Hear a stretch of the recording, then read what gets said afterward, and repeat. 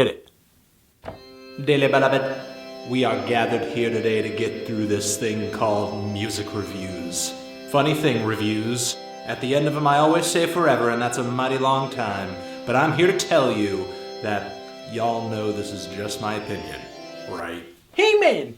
Trip Lord! So when you look up that score on your favorite album of 2013, you know the one, the Strong 5, the Light 6. Instead of going completely ballistic in the comments section, make yourself a fruit smoothie. Put some kale in there. Delicious! Because on this YouTube channel, I'm pretty picky. And I probably don't like your favorite hip-hop album. Praise Jesus! LOL. Hi everyone, Anthony Fantano here, the internet's busiest music nerd. And it's time for a review, a Classics Week review, of the Prince album, straight out of 1984. Purple Rain. Prince is a Minnesota singer-songwriter, multi-instrumentalist, producer, and one of modern pop music's true eccentrics. The guy's a fantastic guitar player with a great command of melody, a vocal range that is incredibly wide, and he's written some incredible hits over the course of his career too. The guy's albums have a diverse array of musical influences, ranging from R&B to pop, soul, jazz, funk, psychedelic rock, hard rock. There are also elements of new wave in his records as well because he was making music when that was hot. And his best records feature this flamboyantly charismatic personality that just poured through his vocals like a violently erupting volcano of sexual energy. Superhead! Prince is a passionate dude, especially on this LP right here, Purple Rain, which was a lot of firsts for him. It was the first time he had put out an album along with a movie of the same title, which was a semi-autobiographical film that faintly mirrored his life as a band leader trying to make it, with some family drama laced into all of that as well. It's the first time he credited one of his records to his backing band as well, Prince and the Revolution. And that credit was definitely given that this LP right here is one of Prince's largest sounding yet. Gigantic instrumental presentation on this record in comparison with his previous releases. And the music here, incredibly layered, funky, colorful, fun, and catchy. And artistically, this LP far exceeded the film that was linked onto it, showing much more staying power, but whether or not you love the film that comes with this album or not, it has very little bearing on the quality of the music here. This LP stands very strong on its own,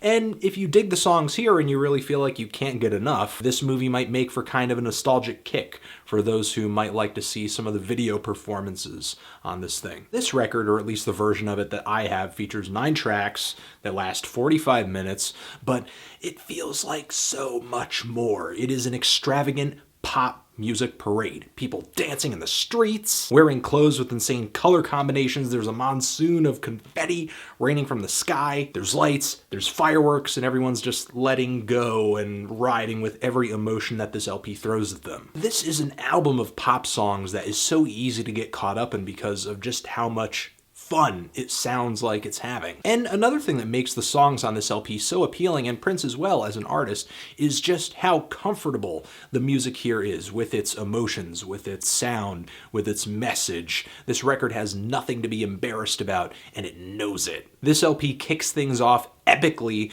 with the song Let's Go Crazy. A song that really sets the tone for the album, pushes the audience to go absolutely nuts. But the church sermon influenced introduction to this song hints towards something a little bit more meaningful or grandiose. Like we're about to embark on some kind of musical, religious pop experience. Once the track really gets going, the pounding snare drums, the cheery synth chords, and the really fantastic guitar playing are just also uplifting. They're exciting. And Prince's vocal ad-libs throughout this track just add to the song's in-the-moment insanity. And I love the refrain on this track too. Don't let the elevator bring us down. And the music really smooths out with the next song on here too, Take Me With You. A bit of a duet with Apollonia Cotero, a singer and actress who appeared in the Purple Rain film. And I love the way the vocals intertwine on this track. I love the acoustic guitars that really drive the rhythm on this song, and the beautifully arranged strings too. It's really a refined love song. And the lyrics sort of being about caught up in love with this other person, and you don't care where they go, you don't care what they do, you just want them to take them with you. oh, you just really feel the desire. And love and desire, they're recurring themes lyrically on this LP. Like on the next track, The Beautiful Ones, where Prince's vocals get especially emotive over some very syrupy and cloudy synthesizers. He's got some heavy vibrato on this track. He's singing falsetto. There's a bit of very gentle spoken word in this track too. I feel like the vocals are overacted just a smidge. And vocal performances like this, I feel, are part of the reason that we occasionally look back on the 80s as a musical decade that was kinda cheesy. However, the vocal freakouts on this track, the instrumental building on the end of this song, which is very impressive, it all sort of balances out a little bit and all plays toward just how great of an eccentric Prince is. What's it gonna be? Do you want me? I gotta know! Few big-name pop artists have ever laid it out in such an extremely vulnerable way. Prince's vocal performance here, it's not exactly flattering. However, I feel that's part of what makes this song so great. Because being desperate, really needing someone, I mean, that's not necessarily a flattering position to be in. The really shrill shouting that Prince delivers on this track also appears on another song here, Computer Blue, another funky rocker with the most extravagant guitar interlude toward the back end of the song. And this track gives way to the track Darling Nikki, where Prince is really telling a story on this song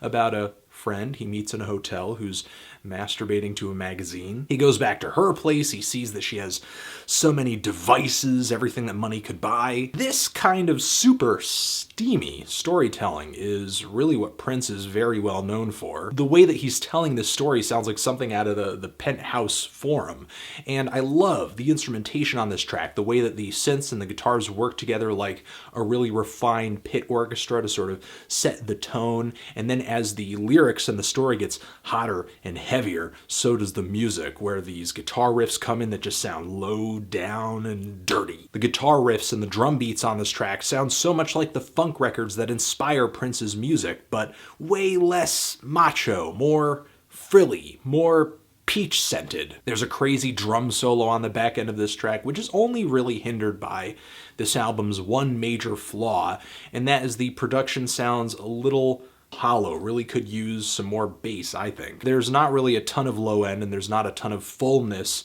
at least by today's standards. However, there were records back then that I think had a lot of punch to them, especially Michael Jackson's Thriller. On the second side of this LP, it starts off with When Doves Cry, Prince's most timeless hit, unquestionably. The thing starts off with what is $1 million synth line, with the infectious melody of this track and the moody drum beat and Prince's very confessional lyrics. I can't really see the appeal of this song fading anytime soon. Plus, I love the way the instrumental just transforms as the song continues. Guitar solo, synth solo, some breathy vocal harmonies. The song I Would Die For You is fantastic as well, a minor hit off of this LP that sticks out due to its very jittery rhythm section. And this track glides straight into the song Baby I'm a Star, which is another track that just links in directly with Prince's personal life and, of course, the storyline of the Purple Rain film, a track where essentially Prince is talking about making it to the top, his ambitions in the music industry and the greater art world. When your sights are set this high, I imagine it's something that you just kind of have to make a song about. And then there is the Tearjerker closing track on here, the title track, Purple Rain. Oh, it's just so blissful. It's just so final. And like the track that started this LP off, it does have a bit of a gospel sermon influence to it. It's like we're really at the finish of this religious experience. This track is just so pretty and slow and melodramatic that it sounds like pouring 10 bottles of Soul Glow into a smoke machine and out comes a pink glittery cloud of magic. It's just a song that emotionally I get wrapped up in so easily, and this album as a whole too. Overall, with Purple Rain, few pop records to me are as illustrious, flashy, but also delivers a level of substance and musicianship that makes that flashiness justified. Plus, this LP features just such an impressive, seamless blend of so many different genres. It has character, it has detail that the listener can dive deeper into with every listen, and above all, it is immediate and it is memorable. Transition. If you've given this Prince LP a listen, what did you think of it? Did you love it? Hate it? Why? And, why do you feel those things? Anthony Fantano, Purple Rain, forever.